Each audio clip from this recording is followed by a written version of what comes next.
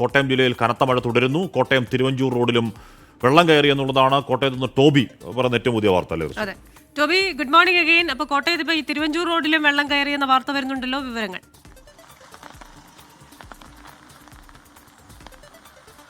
ക്രിസ്റ്റിന, ഹാഷ്മി, തീർച്ചയായിട്ടും രാവിലെ നമ്മൾ താഴ്ന്ന പ്രദേശത്തായിരുന്നു, അതായത് തിരുവാർപ്പ് ഐമനം പോലെയുള്ള ഭാഗത്തൊക്കെ ആയിരുന്നു. എന്നാൽ അതിൽ നിന്നും വ്യത്യസ്തമായി ഇപ്പോൾ തിരുവഞ്ചൂർ ഭാഗത്തേക്കും വെള്ളം കയറുന്നു. അതായത് പാറമ്പുഴയിലാണ് ഞാനിപ്പോൾ നിൽക്കുന്നത്. പാറമ്പുഴ തിരുവഞ്ചൂർ റോഡിൽ വെള്ളം കയറിയ കാഴ്ചയാണ് നമുക്കിപ്പോൾ കാണാൻ സാധിക്കുന്നത്. വാഹനങ്ങൾക്ക്, ചെറിയ വാഹനങ്ങൾക്കൊന്നും ഈ റോഡ് വഴി അപ്പുറത്തേക്ക് പോകാൻ സാധിക്കാത്ത ഒരു അവസ്ഥയുണ്ട്. അതോടൊപ്പം തന്നെ ഈ പ്രദേശങ്ങളിലുള്ള നിരവധി വീടുകളിലും വെള്ളം കയറിയതായിട്ടുള്ള വിവരമാണ് നമുക്ക് ലഭിക്കുന്നത്. ഇതിനോടകം തന്നെ 45 ക്യാമ്പുകളുടെ എണ്ണം ഉയർന്നിട്ടുണ്ട് എന്നുള്ളത് കൂടി നമുക്ക് ഈ ഒരു അവസരത്തിൽ പറയേണ്ടതുണ്ട്. രാവിലെ 4 മണിക്കാണ് അവസാനത്തെ ഒരു അലേർട്ട് വന്നത്. അതായത് മഴ ശക്തമായി അടുത്ത 3 മണിക്കൂറിൽ പെയ്യുമെന്ന് പറഞ്ഞുകൊണ്ടൊരു അലേർട്ട്, ഒരു പ്രവചനം വന്നിരുന്നു, കാലാവസ്ഥാ പ്രവചനം വന്നിരുന്നു. അതിനുശേഷം ഇങ്ങോട്ട് നോക്കുകയാണെങ്കിൽ ആ 3 മണിക്കൂർ ഇപ്പോൾ കഴിഞ്ഞു, എന്നിട്ടും മഴ നിൽക്കുന്നില്ല, മഴ അവസാനിക്കുന്നില്ല. അതിങ്ങനെ ശക്തമായി പെയ്തുകൊണ്ടിരിക്കുന്ന ഒരു കാഴ്ച തന്നെയാണ് നമുക്ക് കാണാൻ സാധിക്കുന്നത്. കഴിഞ്ഞ ദിവസങ്ങളിലൊന്നും ഇതുപോലത്തെ ഒരു അവസ്ഥ ഉണ്ടായിട്ടില്ല.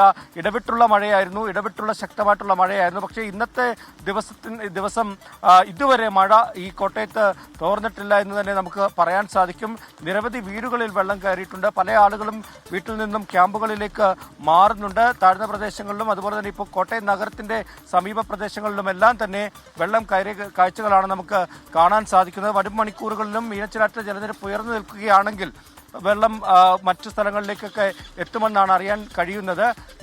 ദുരിതാശ്വാസ ക്യാമ്പുകൾ 45 ഉയർന്നിട്ടുണ്ട്. അതിന്റെ എണ്ണം ഇനിയും വർദ്ധിക്കുമെന്ന് തന്നെയാണ് നമുക്ക് ലഭിക്കുന്ന വിവരം. ഹാഷ്മി, ക്രിസ്റ്റിന. ടോബി ജോൺസണാണ് വാർത്തയുടെ. ടോബി, അവിടെ ഒരു വണ്ടി സ്റ്റാർട്ടാക്കാൻ കഴിയുന്നതും ഒരു ഓട്ടോ തള്ളി നീക്കുന്നതൊക്കെ കാണുന്നു. മഴക്കാലത്തെ സ്ഥിരം ദൃശ്യങ്ങൾ തന്നെയാണ്. ടോബിയാണ് കോട്ടയത്ത് നിന്നുള്ള വിവരങ്ങൾ. ടോബി, തിരുവഞ്ചൂർ റോഡിലെ കാഴ്ച ഇതാണോ? റോഡ് തോട് പോലെ ആവുന്നു, വണ്ടിയൊക്കെ ഈ വെള്ളത്തിൽ തള്ളിക്കൊണ്ടു പോകുന്ന കാഴ്ചയാണ്. തീർച്ചയായിട്ടും ഇന്ന് നമ്മൾ പോയ സ്ഥലങ്ങളിലെല്ലാം തന്നെ കാണുന്ന ഒരു കാഴ്ച ഇതാണ്. നമുക്കിപ്പോൾ കാണാൻ സാധിക്കും, ഒരു വലിയ വാഹനം പോകുന്നുണ്ട്. ആ വാഹനം എനിക്ക് തോന്നുന്നു സുഖമായിട്ട് അപ്പുറത്തേക്ക് കടന്നു പോകും. പക്ഷെ ചെറിയ വാഹനങ്ങൾ അത് എത്രത്തോളം അപ്പുറത്തേക്ക് കടന്നു പോകുമെന്നുള്ള ഒരു ആശങ്കയുണ്ട്. നമ്മളിപ്പോൾ കാണുന്നത് പോലെ തന്നെ പല ബൈക്കുകാരും അതുപോലെ തന്നെ ഇരുചക്ര വാഹനത്തിൽ വരുന്നവരെല്ലാം തന്നെ വാഹനത്തിൽ നിന്നും ഇറങ്ങി അത് തള്ളിക്കൊണ്ട് വരേണ്ട ഒരു അവസ്ഥയാണ്. പല വാഹനങ്ങളും വെള്ളത്തിൽ നിന്നു പോകുന്ന ഒരു അവസ്ഥയുണ്ട്. അപ്പോൾ ഇത്തരത്തിലുള്ള വെള്ളക്കെട്ടിലൊക്കെ കഴിയുന്നതും വാഹനം ഇറക്കാതിരിക്കുന്നതാണ് നല്ലതെന്നാണ് നമുക്ക് പറയാൻ സാധിക്കുന്നത്. അത്യാവശ്യ ഘട്ടങ്ങളിൽ മാത്രം പോകേണ്ടവർ ഈ വെള്ളത്തിലൂടെ കടന്നു പോകാൻ സാധിക്കുമെങ്കിൽ മാത്രം ഉറപ്പ് വരുത്തിയതിനു ശേഷം മാത്രമേ ഇത്തരത്തിലുള്ള വെള്ളത്തിലേക്കൊക്കെ ഇറങ്ങാൻ പാടുള്ളൂ എന്ന് ഒരു മുന്നറിയിപ്പും കൂടി നമുക്ക് നൽകണം. കാരണം പല അപകടങ്ങളും മുൻവർഷങ്ങളിലൊക്കെ നമ്മൾ കണ്ടിട്ടുള്ളതാണ്. ഈ വെള്ളത്തിലിറങ്ങി അപകടത്തിൽപ്പെടുന്ന നിരവധി സംഭവങ്ങൾ മുൻവർഷങ്ങളിലൊക്കെ നമ്മൾ കണ്ടിട്ടുണ്ട്. അപ്പോൾ അത്തരത്തിൽ ഒരു ജാഗ്രത കൂടി ആളുകൾ പാലിക്കണമെന്ന് നമുക്ക് വേണമെങ്കിൽ നമ്മുടെ ചാനലിൽ കൂടി പറയാവുന്നതാണ്. ഇപ്പോൾ ഞാൻ നിൽക്കുന്നത് പാറമ്പുഴ റോഡിലാണ്. തൊട്ടടുത്ത് മീനച്ചിലാറുണ്ട്. ആ മീനച്ചിലാർ കരകവിഞ്ഞതിനെ തുടർന്നാണ് ഇത്രയധികം വെള്ളം ഈ റോഡിലേക്ക് എത്തിയത് എന്നുള്ള കാര്യത്തിൽ യാതൊരു സംശയവുമില്ല. സമീപത്ത് നിരവധി വീടുകളുണ്ട്. ആ വീടുകളിലെല്ലാം വെള്ളം കയറുന്ന കാഴ്ചയാണ് നമുക്ക് കാണാൻ സാധിക്കുന്നത്. ഹാഷ്മി. ഓക്കെ ടോബി, റോഡ് തോടാകുന്ന കാലമാണ്.